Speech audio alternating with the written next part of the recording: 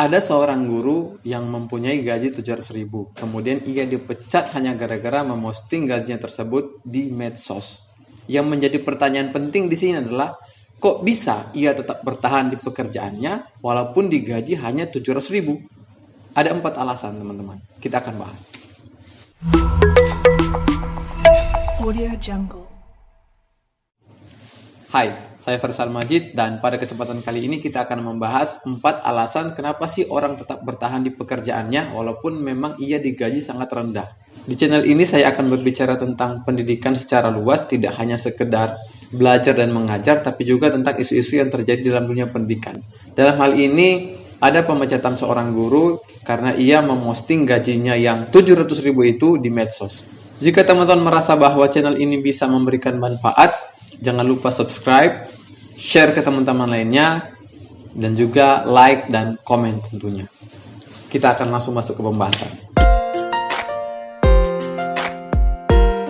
Baiklah teman-teman, inilah 4 hal yang membuat orang tetap bertahan dalam pekerjaannya, walaupun dalam tanda kutip ia digaji atau mendapatkan upah dengan sangat rendah. Yang pertama, karena faktor ekonomi.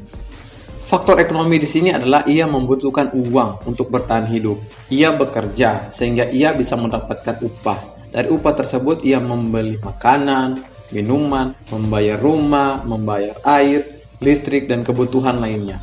Faktor inilah yang membuat orang tetap ingin bekerja, apapun pekerjaannya dan dibayar berapapun demi menghasilkan uang. Artinya yang dituju di sini adalah uang. Entah pekerjaannya ia sukai, pekerjaan ia tidak sukai, mau digaji sangat tinggi, mau digaji sangat rendah, yang penting ia mendapatkan pekerjaan sehingga ia bisa memenuhi kebutuhan hidupnya. Faktor ekonomi ini memang alasan yang tidak cukup kuat, namun juga menjadi salah satu faktor yang membuat orang tetap bertahan dalam pekerjaannya. Alasan yang kedua, tidak mempunyai peluang untuk bekerja di tempat lain. Nah teman-teman, untuk membuat konten ini, saya melakukan riset kecil-kecilan di beberapa akun penyedia lowongan kerja. Dalam riset kecil-kecilan yang saya lakukan, dalam akun tersebut memuat beberapa lowongan kerja dari perusahaan-perusahaan tertentu. Dalam sebuah lowongan pekerjaan, tentunya perusahaan ingin merekrut seseorang dengan skill tertentu. Dan skill seseorang itu bisa digambarkan lewat ijazah yang dia punya. Jika kita bicara tentang realita yang terjadi sekarang, harus kita ketahui bahwa ijazah merupakan sebuah kitab suci jika kita ingin melamar pekerjaan. Karena seseorang itu bisa dilihat skillnya apa, kemampuannya bagaimana lewat ijazah yang ia punya. Jika kita ingin diakui pintar dalam hal ekonomi, tentunya kita harus mempunyai ijazah ekonomi. Jika kita ingin diakui sebagai seorang yang mempunyai kualifikasi di bidang sastra, maka kita pun harus mempunyai sebuah ijazah dengan latar belakang sastra. Jika kita ingin diakui sebagai seorang yang mempunyai keterampilan di bidang teknik, maka kita harus bisa menunjukkan bahwa kita mempunyai ijazah di bidang tersebut. Nah teman-teman, inilah yang membuat seseorang tetap bertahan dalam pekerjaannya karena ia tidak bisa mempunyai peluang untuk bekerja di tempat lain karena mungkin ijazahnya berbeda, sehingga orang tidak percaya dengan skill yang dia punya. Jika ia mempunyai skill pendidikan, dalam hal ini guru, maka akan sangat sulit untuk bekerja di bidang marketing. Jika ia mempunyai spesifikasi ekonomi, maka akan sangat sulit untuk bekerja dalam bidang web developer. Jika ia adalah seorang yang berlatar belakang sarjana ekonomi, tentu akan sangat sulit untuk mendapatkan pekerjaan untuk desain web misalnya. Karena desain web mengharuskan kita mempunyai kualifikasi sarjana tertentu. Nah teman-teman, alasan yang kedua ini lebih mungkin daripada alasan yang pertama tadi karena terbatasnya lowongan pekerjaan dan lebih terbatas lagi kualifikasi yang dibutuhkan sehingga membuat orang tidak percaya diri untuk melakukan lamaran pekerjaan karena mungkin ia berpikir sudah tidak akan diterima sama sekali karena memang berbeda kualifikasi keilmuannya.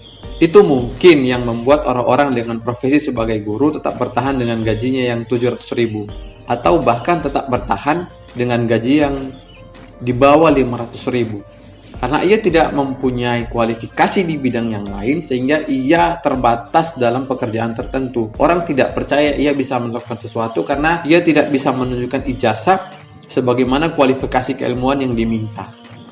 Alasan nomor 3, gengsi.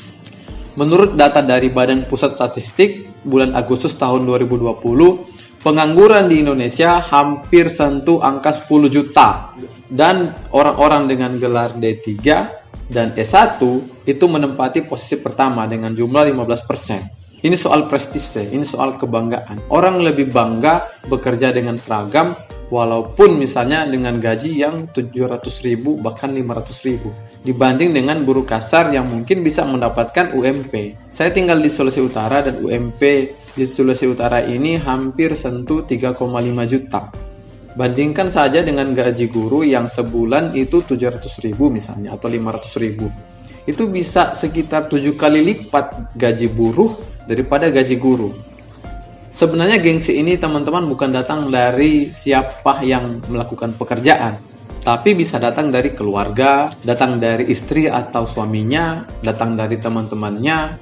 Mungkin ia mau bekerja di tempat yang lain dengan gaji yang lebih layak, namun karena tuntutan keluarga, kamu kan sarjana, kok kerja di situ? Kamu kan orang berpendidikan, kok mau kerja kotor-kotoran? Kamu kan orang yang sudah menempuh pendidikan selama 4-5 tahun, kok mau hanya jadi buruh?